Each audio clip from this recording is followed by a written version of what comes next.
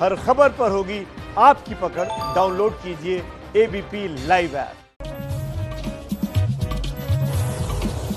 एक बार फिर इस बड़ी कवरेज में आपका स्वागत है। एग्जिट पोल के आंकड़े ठीक 1 घंटे के बाद 6:30 बजे आपके सामने होंगे। बिहार से ये लाइव कवरेज आप इस वक्त देख पा रहे हैं, लेकिन आंकड़े कैसे दिखाए जाएंगे वो भी हम आपको बताएंगे। 2 सहयोगी मेरे साथ जुड़ रहे हैं। निधिश्री मेरे साथ हैं, मेरे सहयोगी, और पंकज झा वो भी हमारे साथ दरभंगा से, मिथिलांचल के दरभंगा से जुड़े हुए हैं। दोनों के पास चलूं उसके पहले एक झलक दिखाते हैं आपको शोभना यादव के पास चलकर कि वो कैसे हेलीकॉप्टर में बैठकर आपको पटना के नजारे भी करवाएंगी और आंकड़े भी दिखाएंगी। शोभना,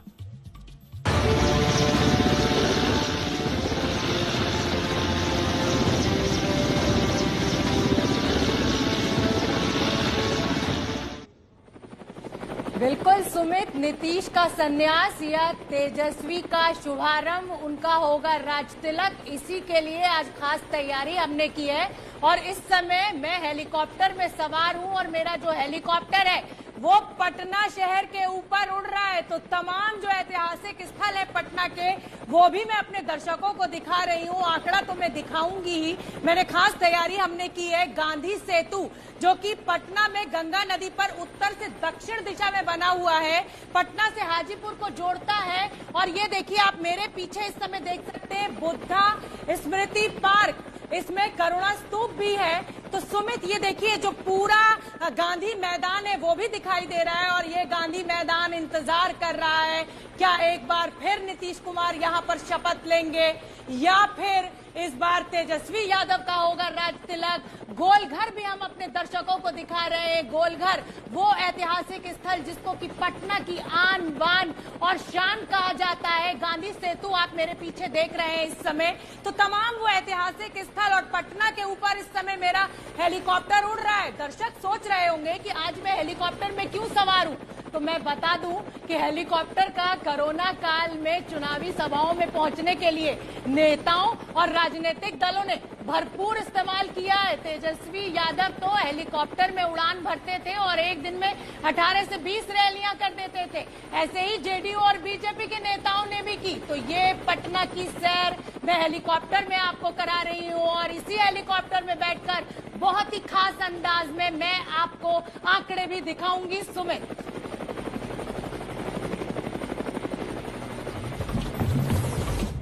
तो देखा आपने किस तरीके से शोभना हेलीकॉप्टर में बैठ के मजे ले रही हैं पटना की इस हसीन जगहों का, जो हम यहाँ खड़े खड़े मिस कर रहे हैं। लेकिन आंकड़े जब आप देखेंगे तो शोभना के इसी जादुई हेलीकॉप्टर से, ये मैं साफ कर दूं, ये मृत्युंजय तिवारी वाला हेलीकॉप्टर नहीं जिसकी वो बात कह रहे थे कि वो 32 नेता जो है वो हेलीकॉप्टर लिए घूम रहे हैं। ये शोभना यादव का अपना हेलीकॉप्टर है और उन्होंने इसका अपना खास इंतजाम किया है मृत्युंजय जी। तो आप ये नहीं कह सकते कि हेलीकॉप्टर किसी और के पास नहीं है। नहीं, ये हेलीकॉप्टर तो बिहार के मूड और मिजाज जो जनता का है वो बताने के लिए घूम रहा है। ये तो आप लोग जो आए हैं, वो जो केक कटा था वो किसके लिए था? नहीं, वो केक, देखिए यही प्रॉब्लम है, लड़ाई इसी की है। शोभना यादव बैठे तो ठीक है, तेजस्वी जी बैठे तो गलत है। ऐसा क्यों होता है? इसलिए होता है कि इन लोगों को जो फोबिया है वो खत्म नहीं हो रहा है और इसी की लड़ाई हम लोग लड़ रहे हैं। एक बात बताइए, अगर गरीब का बेटा है तो ऐसा कोई फॉर्मूला बता दीजिए कि सारे गरीब के बेटे जो हैं वो हेलीकॉप्टर में उड़े और केक काटे। देखिए, ऐसा है ना कि जो हमारे विरोधी हैं वो राजनीतिक लड़ाई तो तेजस्वी यादव जी के पिताजी से नहीं लड़ पाए, अब तेजस्वी यादव जी से भी नहीं लड़ पा रहे हैं। अभी 2019 में इनके घरों में नहीं 2019 में 0 मेंबर पार्लियामेंट। 10 सेकंड बीजेपी के राष्ट्रीय अध्यक्ष के घर में मिले थे ना बंगारू लक्ष्मण जी के, आप लोग जानते हैं, आप लोग क्या मिले थे? सुनील जी, अब ये लोग क्या बताएंगे? पहले तो मैं वो प्रेमचंद मिश्रा जी मिथिलांचल से एसोसिएटेड हैं, तो मैं भी दरभंगा मेडिकल कॉलेज का प्रोडक्ट हूँ, मिथिला से मेरा भी वास्ता है। तो उनका जवाब वो थे या महो जो बोल रहे हैं उसका जवाब हम दे दें। राजद के कार्यकर्ता लोग या जो उनके शीर्षस्थ लोग हैं वो लोग कहेंगे मैया गे बाबू हो, लोटवा तो डूब गए हो, अब की करवे हो, बाबू जेल से निकलते तो बड़ी पिटते हो, ये जवाब होगा। अब इसका जवाब भी आप तैयार कर लीजिए। वहाँ दरभंगा से ही पंकज हमारे साथ जुड़े हुए हैं, हमें वहाँ का रुख करना चाहिए। तो फिर पंकज ये हो सकता है क्या अभी थई होगा या बाहर आए तो मैथिली में जो अभी सुनील जी कह रहे थे वो होगा? तो ये बड़ा मुश्किल है इस बार का बिहार का चुनाव। आमतौर पे ये होता था कि पहले दूसरे चरण के बाद ही थोड़े से संकेत मिलने लगते थे।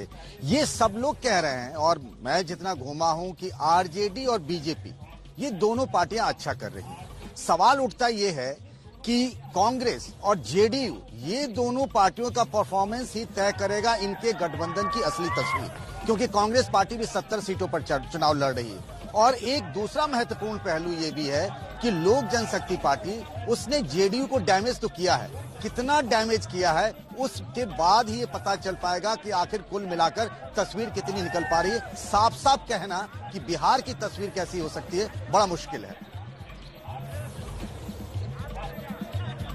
निधि मेरे साथ है, निधि भी जुड़ी हुई है पूर्णिया से। निधि श्री, मैं आपसे पूछना चाहूंगा, आप लगातार चुनाव कवर कर रही हैं, जो बात बार बार कही जा रही है, जैसे पंकज ने भी अपने एनालिसिस में कहा कि लगता है कि इस बार कांग्रेस और तेजस्वी का प्रदर्शन ही तय करेगा कि बिहार में असेंबली का नया रूप क्या होने वाला है। आपका क्या आकलन है? चुनाव खत्म हो चुके हैं, तीनों फेज के 243 सीटें आपने देखी भी हैं, समझी भी हैं, बाढ़ भी आपने बड़े अच्छे तरीके से कवर की थी। क्या लगता है आपको निधि? देखिए, मैं लगभग 1.5 साल से हूँ यहाँ पर। बिहार की राजनीति को जैसा कि मैं देख रही हूँ, परख पा रही हूँ इन दिनों। मतलब जैसे ही चुनावी हलचल बढ़ी है, लोगों के बीच जब जाते हैं, बातचीत होती है, तो दो बातें हैं। शुरू से हम इस बात का जिक्र कर रहे हैं, या तो नीतीश कुमार को लेकर के एंटी इनकम्बेंसी है, इस वजह से ये चुनाव तेजस्वी यादव के पक्ष में जा रहा है, या फिर लोग बदलाव चाह रहे हैं। अब मोटा मोटी तौर पर जैसे मैं पूर्णिया में मौजूद हूं और सीमांचल की जो सीटें हैं, किसी एक पार्टी का प्रभुत्व नहीं है इन सभी सीटों पर। मुस्लिम आबादी सबसे ज्यादा है इस इलाके में सुमित, और 55% से ज्यादा मुस्लिम आबादी है। अब असदुद्दीन ओवैसी कितना क्या कुछ यहाँ पर जो है अपने लिए वोट लेकर जाते हैं, तो ये नहीं कह सकते कि कोई एक पार्टी, चाहे महागठबंधन की बात कर ली जाए या जो हम अभी नीतीश कुमार की बात कर रहे थे उनकी बात कर ली जाए, तो किसी एक का जो है इस इलाके में प्रभुत्व है। मतलब किसी एक का जो है वो पैठ जो है वो बनता दिख रहा है। निधि श्री, यही तो देखने को मिल रहा है आजकल, यही तो देखने को मिल रहा है। और फिर बार बार वो चुप्पा वोटर भी जो बताता ही नहीं है कि वो वोट करेगा तो किसको करेगा। अखिलेश से कल से मैं बातचीत में 9000 किलोमीटर का जिक्र कर रही हूँ, क्योंकि अखिलेश ने 9000 किलोमीटर की यात्रा की है, 38 जिलों को खंगाला है, और कई ऐसे जिले हैं कि कई मर्तबा गए हैं। तो अखिलेश भी जरा आज पॉलिटिकल पंडित के तौर पर बताई दे हवा किधर है। और फिर जनता आपके साथ है, उनसे भी बात, अभय जी भी हैं और आपके साथ प्रदीप जी भी बने हुए हैं। बिल्कुल, सभी लोगों से बातचीत हमारी होगी। रूबिका, एक बात मैं आपको बता दूं, जैसा कि आपने जिक्र किया, 9000 किलोमीटर की यात्रा जरूर हम लोगों ने की है, और जिस तरीके से हम लोग घूमते रहे बिहार के अलग अलग हिस्सों में, 38 के 38 जिले में हम लोग गए हैं। यही नहीं, कई जिलों में तो 2-3 बार हम लोग चले गए। एक चीज मैंने जरूर देखी है, जैसे जो प्रेमचंद मिश्रा जी कह रहे थे ना, महोमोह और थई थई, वो स्थिति तो किसी की नहीं होने वाली है। कांटे की टक्कर है आरजेडी में, बीजेपी में। अब डिपेंड ये करता है कि जो जेडीयू है और कांग्रेस, दोनों की सहयोगी अलग अलग पार्टियों की, उनमें से किसका क्या स्ट्राइक रेट रहता है, वो बहुत हद तक ये डिसाइड करेगा कि अगली सरकार यहाँ किसकी बनने जा रही है। हाँ, आरजेडी के वोटर्स मुझे बहुत वोकल नजर आए हैं, आरजेडी के समर्थक बहुत मुखर दिखे, जैसा कि पहले बीजेपी के समर्थक दिखा करते थे। मेरे साथ यहाँ पर कई सारे लोग हैं, मैं थोड़ी सी बातचीत इनसे कर लेता हूँ जल्दी से।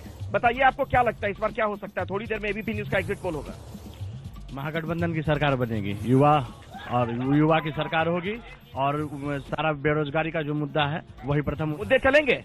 तेजस्वी यादव मुख्यमंत्री बनने जा रहे हैं। कहीं सर, हम 5 दिन से आपके चैनल पे बोल रहे हैं कि तेजस्वी सरकार बनेगी तो बनेगी। युवा, आप तेजस्वी से बात हो गई है? एकदम कन्फर्म हो गया सर। कल सर देखिए, लोग आज के डेट में लोग बदलाव चाह रहे हैं, बदलाव चाह रहे हैं। ठीक है, इधर भी कुछ लोग हैं, जरा इनसे पूछ लें, बदलाव चाह रहे हैं कि अगर राजद और कांग्रेस वाले 2 फॉर्मूला बता दे, कितनी कम उम्र में इतने करोड़ के संपत्ति के मालिक कैसे बनते हैं और आलू से सोना कैसे निकलता है, तो बिहार की जनता उनके साथ रहती। लेकिन सर, माननीय मुख्यमंत्री नीतीश कुमार जी के नेतृत्व में पहले 15 साल बिहार प्रगति पथ पे अग्रसर रहा है, और आगे भी 5 साल सरकार हमारे हाथ। बोलिए जल्दी जल्दी, वक्त नहीं है, फटाफट। बिहार में बदलाव होगा, पप्पू की सरकार होगी इस बार, पप्पू यादव की सरकार होगी। यादव की सरकार। अरे बाप रे, बदलाव चाह रही है, और इस बार नीतीश चले, इस बार ललटनिया चले, ललटन चलेगा।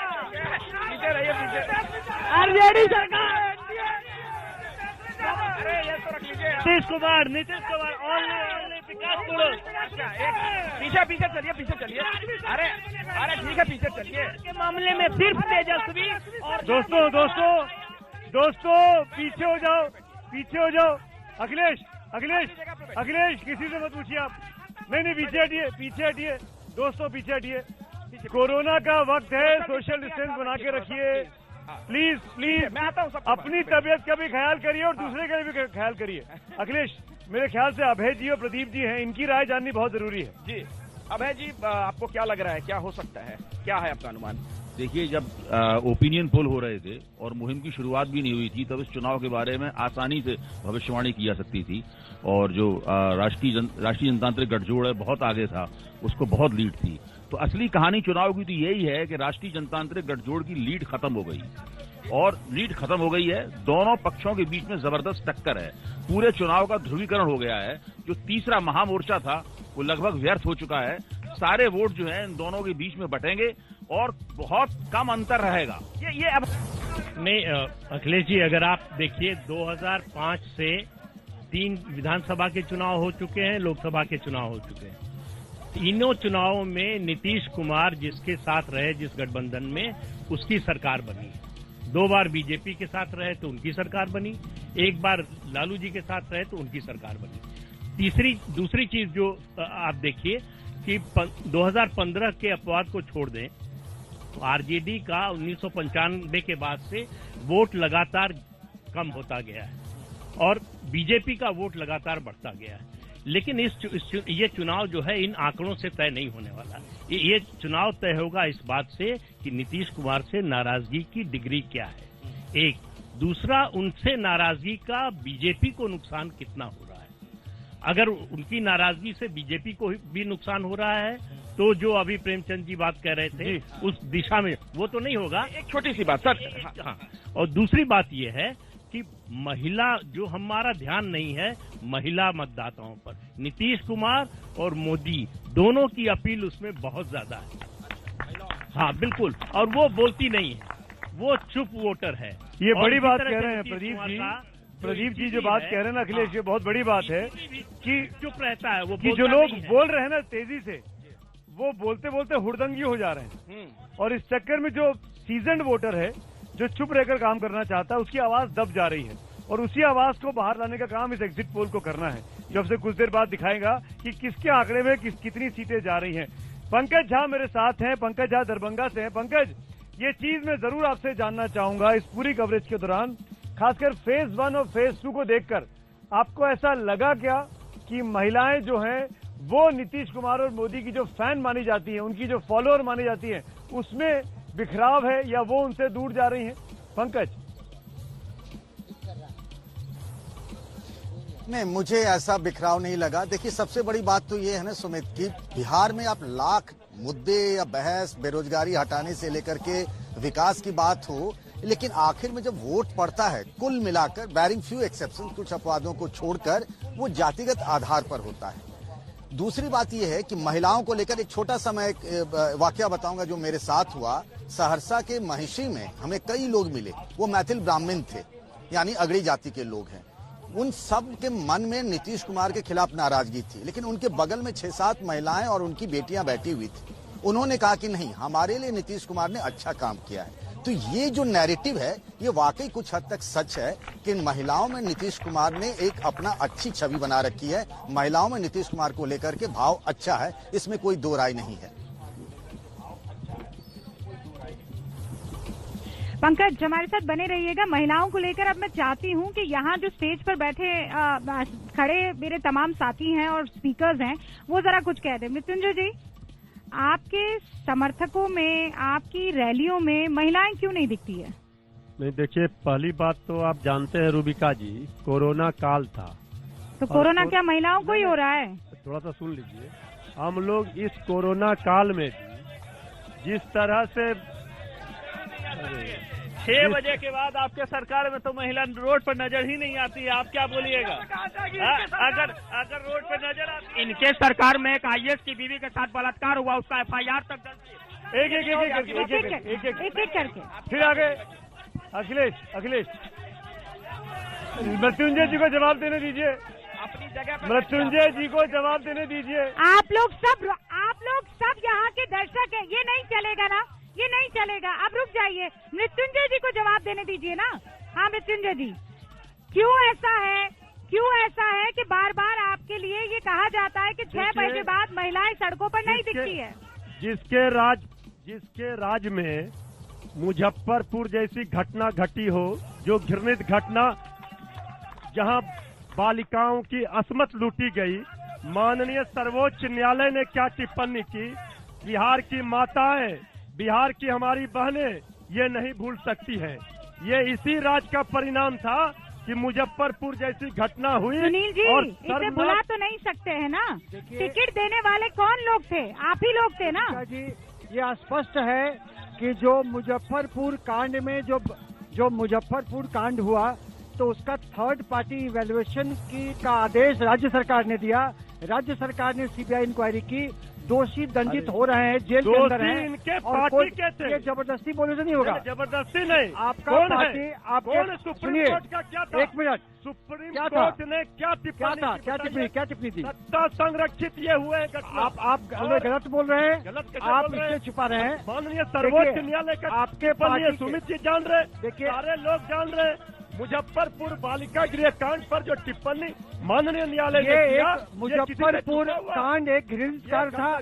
दोषी जेल में है, राज्य सरकार संवेदनशील थी, उन्होंने एक्शन लिया, सीबीआई इंक्वायरी कर रही है। इसके लिए तो आपको इस्तीफा सरकार को किसी कीमत पर नैतिक नहीं होना चाहिए। अच्छा, एक सेकंड, सरकार को इस्तीफा देना सुनिए, चाहिए। मेरी बात सुनिए। प्रेम जी कुछ कहना चाह रहे हैं महिलाओं को लेकर। हाँ, क्या है? देखिए, ये बात सही है कि पोशाक योजना, साइकिल योजना नीतीश जी ने चलाई थी बच्चियों के लिए, लेकिन उनके शासन में महिलाओं पर जो अत्याचार की घटनाएं में वृद्धि हुई है, ये एनसीआरबी की रिपोर्ट में है। 51 घटनाएं महिलाओं के ऊपर अपराध प्रतिदिन बिहार में है। और सबसे बड़ी चीज, बिहार की महिलाएं देश में सबसे ज्यादा कुपोषित हैं। बिहार की महिलाएं सबसे ज्यादा एनीमिक हैं बिहार में। आप ये क्यों नहीं देखते हैं? आपने नगर पालिका में उनको आरक्षण दिया, आप विधानसभा में क्यों नहीं? कितने टिकट जेडीयू ने दिए महिलाओं को? ये एक बड़ा सवाल है ना। महिलाओं के सशक्तिकरण के लिए देखिए, ये खुद मान रहे हैं, तो महिलाओं पर अपराध की घटनाएं बिहार में बढ़ी है। हमारी महिलाएं कुपोषित हैं, हमारे बच्चे कुपोषित हैं। गुरु प्रकाश पासवान, जवाब दीजिए। देखिए, ऐसा है बिहार भारत के इतिहास में पहला राज्य बना 2006 में। बिहार पंचायती राज एक्ट ला करके महिलाओं को 50% आरक्षण दिया गया पंचायतों में। ये सशक्तिकरण होता है। सशक्तिकरण का मतलब ये नहीं होता कि सेरेमोनियल हो, सिंबॉलिक हो। आरक्षण दिया गया नौकरियों में 35% आरक्षण दिया गया। पोशाक योजना, बाईसाइकिल योजना, और बात आप कर रहे थे, बात आप कुपोषित की कर रहे थे, मैटरनल मोर्टेलिटी रेट, मातृ मृत्यु दर 2005 में 350 था, अब 140 हुआ है। आंकड़ों की बात करिए ना, आपने खुद स्वीकारा पोशाक से लाभ हुआ। 1.5 करोड़ महिलाएं, वर्ल्ड बैंक ने बोला है 1.5 करोड़ महिलाएं सेल्फ हेल्प ग्रुप के माध्यम से, क्या अमेजॉन, क्या फ्लिपकार्ट, क्या डाबर, सब लोग एमओयू के जरिए लाभ कर रहे हैं। आप रुक जाइए, आपने महिलाओं पर बहुत बात कर ली ना। मुझे यहाँ बहुत महिलाएं तो नहीं दिख रही है। मेरी आंखें जितना ढूंढ पाई है सुमित, मुझे 2 महिलाएं दिख रही है। अखिलेश ठीक वहाँ कोने में बैठी एक यंग महिला आपको दिखाई देंगी, और यहाँ बैठी एक महिला। सिर्फ 2 महिलाएं इस पूरे के पूरे मजमे में मुझे दिखाई दे रही है। मैं चाहती हूँ कि आप उनसे रिएक्शन ले लें। सच्चाई क्या है बिहार में महिलाओं की सिक्योरिटी को लेकर? महिलाओं को लेकर जो इतनी बात हो रही है, हम चाहेंगे कि आप ही बताइए, हकीकत क्या नजर आती है आपको? हकीकत तो थोड़ी अच्छी है, यहाँ सेफ है कुछ हद तक।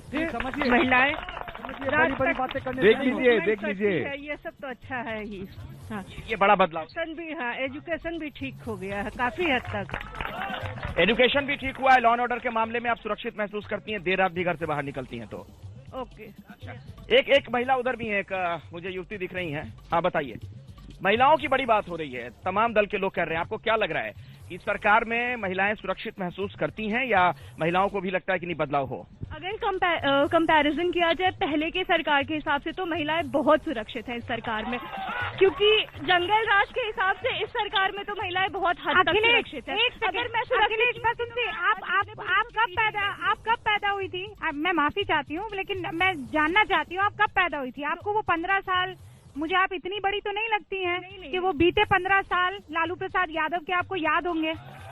तो कैसे पता आपको कि तब, एक सेकंड सर मैं जानना चाह रही हूँ, तो आपको कैसे पता कि अब महिलाएं सुरक्षित है तब नहीं थी? मैम फैमिली से पता चलता है मैम। मेरी फैमिली अगर मैं 15